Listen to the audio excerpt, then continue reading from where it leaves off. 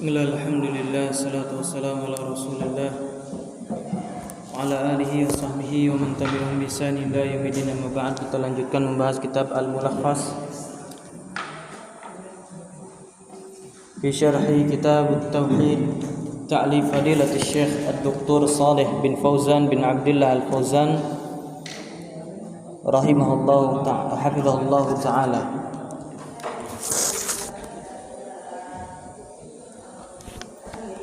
Kita masih membahas bab berkaitan dengan an-nadhar. Di sini disebutkan riwayat wa fi sahih an Aisyah radhiyallahu anha, di dalam as-sahih dari Aisyah radhiyallahu anha, anna Rasul sallallahu alaihi wasallam qaal, bahwa Rasul sallallahu alaihi wasallam mengatakan, man nadhara ayyuti'allaha falyuti'hu, barang siapa yang bernadar untuk taat kepada Allah, maka hendaknya dia taat kepada Allah.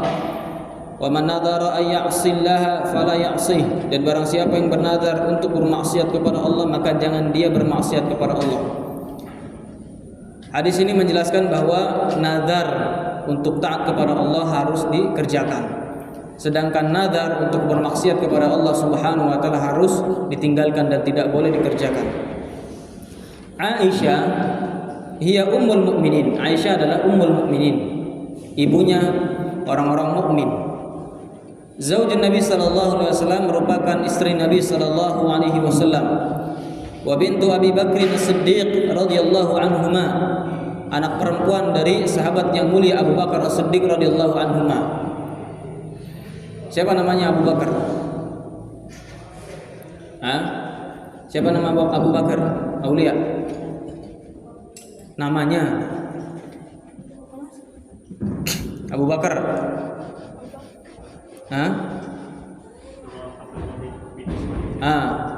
Ahsan, antum kalah sama siapa? Faza. Ya.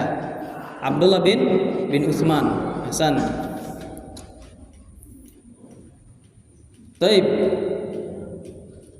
Wahia afqahun nas, wahia afqahun nisa'i mutlaqan. Dan Aisyah itu merupakan perempuan yang paling faqih secara mutlak, perempuan yang paling pinter, yang paling cerdas, yang paling menguasai keilmuan agama Islam. Itu adalah Aisyah. Enggak ada yang bisa nandingi Aisyah dalam kecerdasannya dan kepintarannya terhadap ilmu syar'i. Wa afdalu azwajin Nabi sallallahu alaihi wasallam ma'ada Khadijah. Dan istri Nabi yang paling afdal, ya, istri Nabi yang afdal adalah, yang paling afdal adalah Aisyah radhiyallahu anha, kecuali Khadijah. Artinya apa? Adapun Khadijah dengan Aisyah itu ada yang mengatakan lebih afdal adalah Khadijah, ada yang mengatakan Aisyah yang lebih afdal. Fa fi tafsiliha 'alaiha khilaf, tentang rinciannya terdapat khilaf. Intinya ya kawan, masalah Aisyah dan Khadijah mana yang lebih afdal? Ibnul Qayyim atau Ibnu Taimiyah rahimahullah taala mengatakan, di awal-awal Islam yang paling afdal adalah Khadijah, karena Khadijah adalah satu-satunya yang membantu dakwah Nabi sallallahu alaihi wasallam tatkala itu, dan merupakan istri Nabi sallallahu alaihi wasallam yang merasakan sulitnya membantu, kemudian merasakan gangguan-gangguan tatkala membantu Nabi sallallahu alaihi wasallam berdakwah. Adapun setelah sepeninggalan Khadijah, maka yang paling afdal dari segi ilmu adalah Aisyah. Jadi Khadijah lebih unggul dibandingkan Aisyah dari segi penemanan, menemani Nabi sallallahu alaihi wasallam tatkala berdakwah, kesabaran tatkala membantu Nabi sallallahu alaihi wasallam untuk berdakwah. Adapun Aisyah lebih afdal dari Khadijah dari segi ilmunya, karena Khadijah lebih berilmu dan lebih banyak riwayat yang beliau hafal. Paham di sini? Ya. Jadi kalau Khadijah lebih unggul dari bantuannya terhadap Nabi, kalau Aisyah lebih unggul dari ilmunya terhadap, lebih unggul dari Khadijah dari segi ilmu. Paham di sini? Jadi dua-duanya afdal, tapi di bidangnya masing-masing. Tuwfiyat sanata sab'in wa khamsin, meninggal pada tahun 57 Hijriyah. Aisyah meninggal pada tahun 57 Hijriyah. Fi sahih ay sahih al-Bukhari. Hadis ini dikeluarkan di Sahih Bukhari. Fal yuti'hu ay liyaf'al ma nadarahu min ta'atihi. Hendaknya dia lakukan apa yang dia nazarkan berupa ketaatan. Jadi kalau misalkan bernazarnya untuk taat kepada Allah, contoh misalkan, kalau aku begini aku akan puasa Senin Kemis. Kalau aku begitu aku akan puasa Ayyamul Bid. Ya. Kalau aku demikian aku akan bersedekah. Nah, ini bernazar untuk melakukan ketaatan kepada Allah dan wajib dilaksanakan. Si Rifki misalkan bernazar, ya, kalau misalkan saya dapat ini atau diberikan ilmu oleh Allah Subhanahu wa taala, diberikan pemahaman atau diberikan kemudahan untuk menghafal juz ini, maka aku akan melakukan salat tahajud. Nah, ini harus si Rifki lakukan. Ya enggak boleh ditinggalkan karena itu ketaatan kepada Allah. Fala ya'sih, dan tidak boleh dia bermaksiat. Apa artinya? Fala yaf'al ma nadharahu minal maksiyah, dan dia tidak boleh melakukan nadarnya kalau itu bentuk maksiat kepada Allah. Si Aldi bilang, kalau misalkan saya hafal juz ini, saya akan maling ayam. Nah, ini enggak boleh karena itu maksiat kepada Allah Subhanahu wa taala. Ya enggak, Repi? Boleh enggak dilakukan? Enggak boleh walaupun itu nadar karena itu maksiat. Al-ma'na lijmali lil hadis, makna secara global untuk hadis ini, anna Nabi sallallahu alaihi wasallam ya'muru man sadara minhu nadru ta'atin ayyufi binadrihi. Bahwa Nabi sallallahu alaihi wasallam memerintahkan orang yang muncul dari dirinya nazar untuk melakukan ketaatan agar menunaikan nazarnya. Paham di sini? Nabi sallallahu alaihi wasallam memerintahkan, maka hukum menunaikan nazar ketaatan kepada Allah adalah wajib. Kama nadhara salatan aw shadaqatan aw ghairu dzalik, seperti orang yang bernazar untuk salat atau bernazar untuk sedekah atau bernazar untuk yang selainnya dari ketaatan-ketaatan.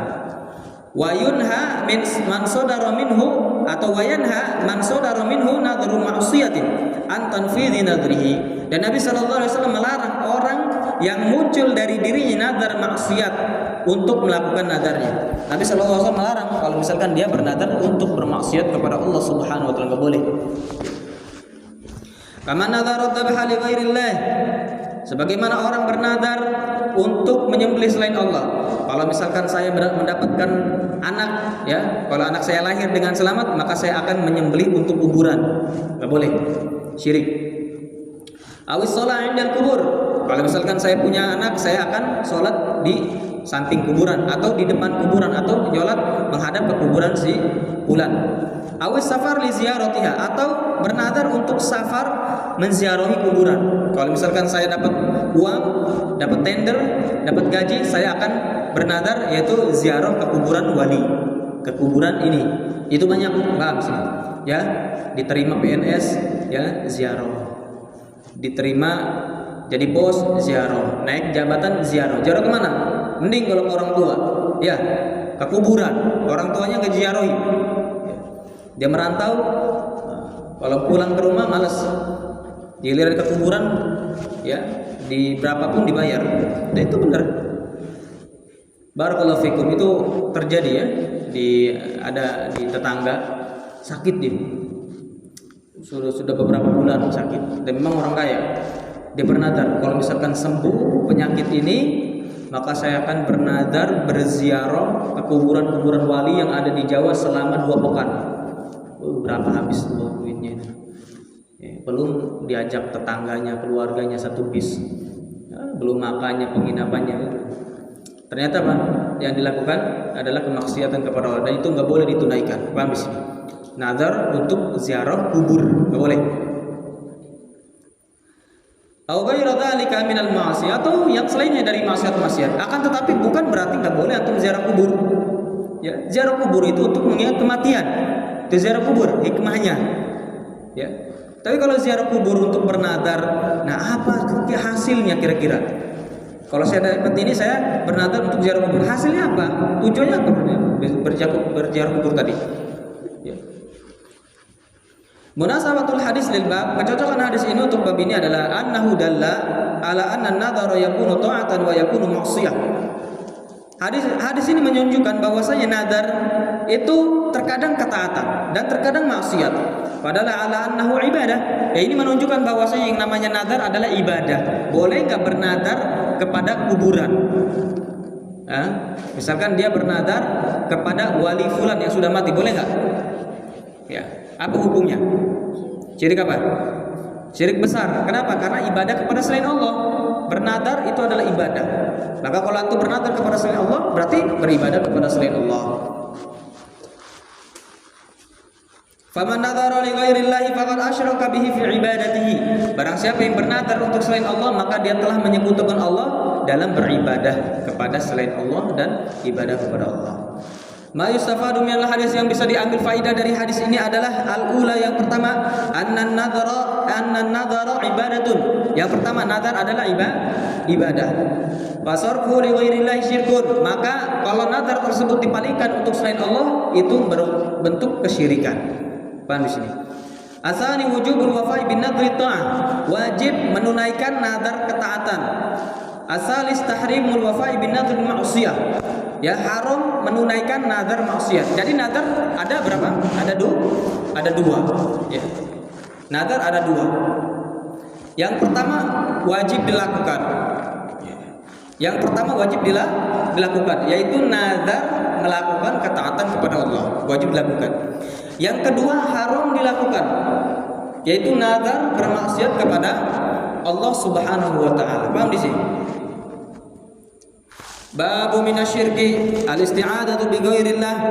Bab termasuk dari kesyirikan, yaitu berlindung kepada selain Allah, meminta perlindungan kepada selain Allah. Wa qaulihi ta'ala, firman Allah Ta'ala, wa annahu kana rijalun minal insi ya'uduna bi rijalin minal jinni fazadahum rahaqa.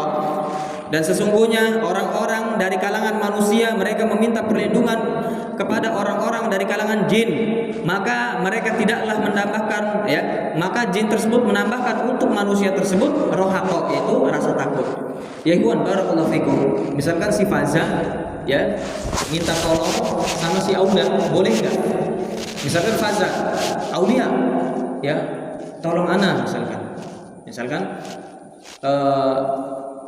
tolong ana sampaikan kepada Ustaz bahwa ana sakit.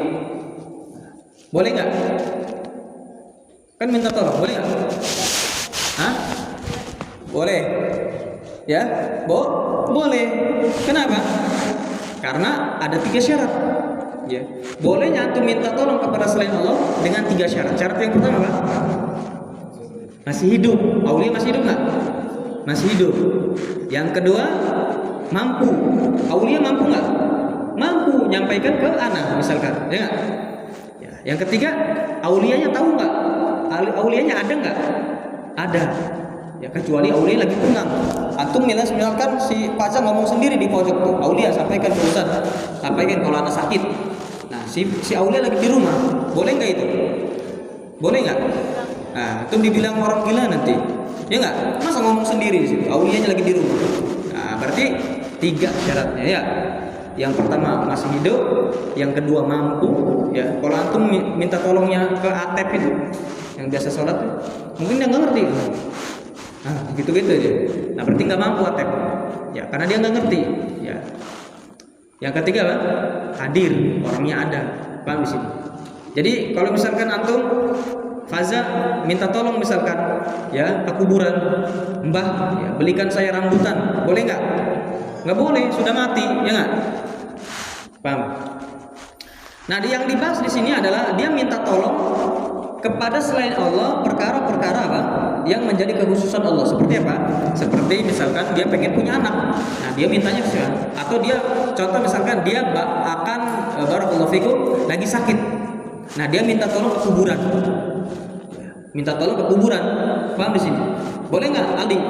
Nggak boleh, syirik besar. Karena yang menyembuhkan penyakit adalah Allah Subhanahu wa taala. Munasabatul bab li kitab tauhid. Kecocokan bab ini untuk kitab tauhid adalah anna fihi bayana naw'in min anwa'i syirki, bahwa di dalam kitab ini atau bab ini terdapat penjelasan salah satu jenis dari jenis-jenis kesyirikan, al-munafi lit tauhid, yang menafikan tauhid.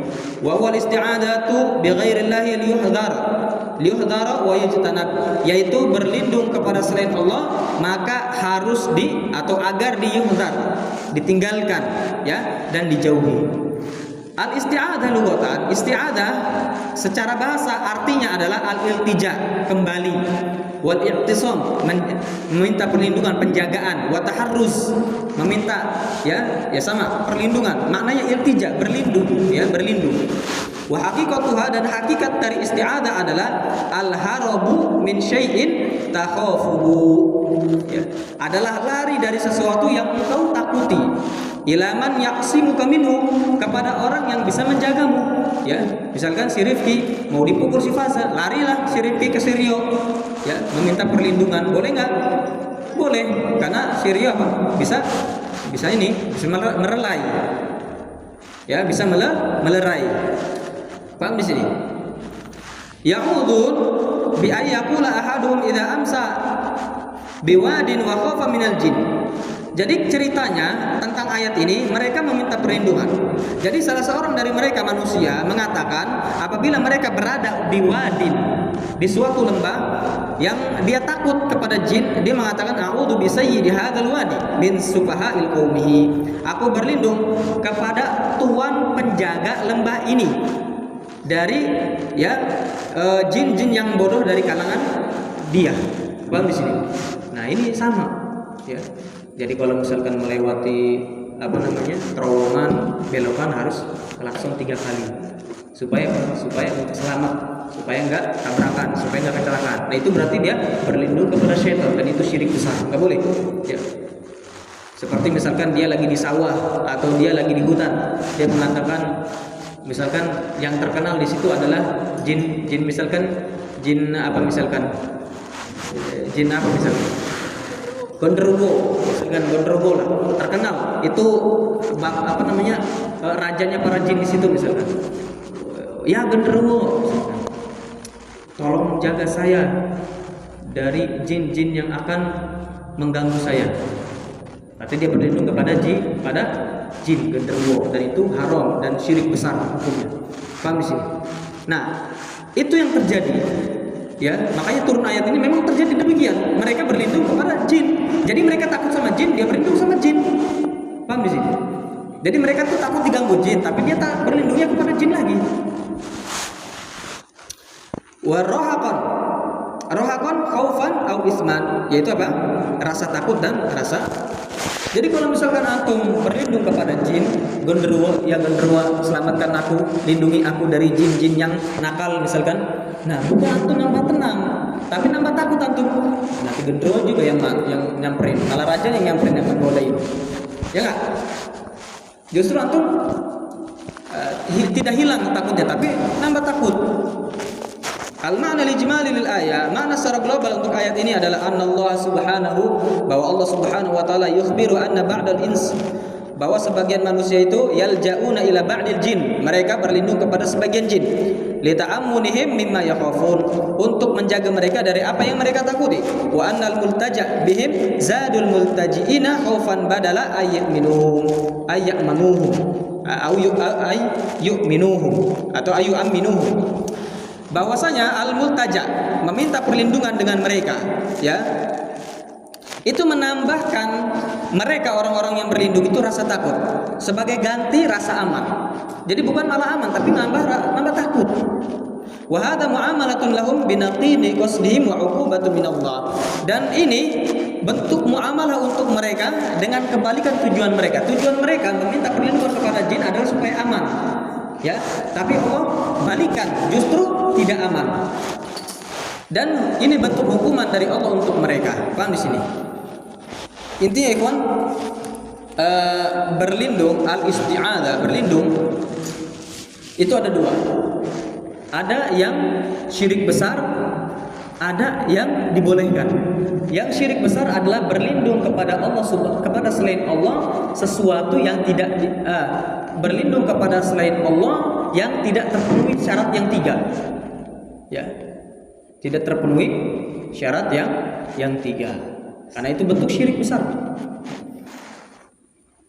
Contoh misalkan berlindung kepada orang mati, ya, ada orang mati, antum berlindung supaya apa? Supaya nggak dipukul misalkan, atau misalkan antum antum misalkan meminta pertolongan kepada kuburan supaya antum tidak misalnya tidak diganggu oleh jin dan seterusnya. Itu syirik besar. Ya. Yang kedua boleh berlindung kepada selain Allah, hukumnya boleh, yaitu terpenuhi 3 syarat: hidup, mampu, dan masih mengetahui atau hadir, dianya ada, orangnya ada. Paham di sini? Sudah dijelaskan tadi ya. Baik,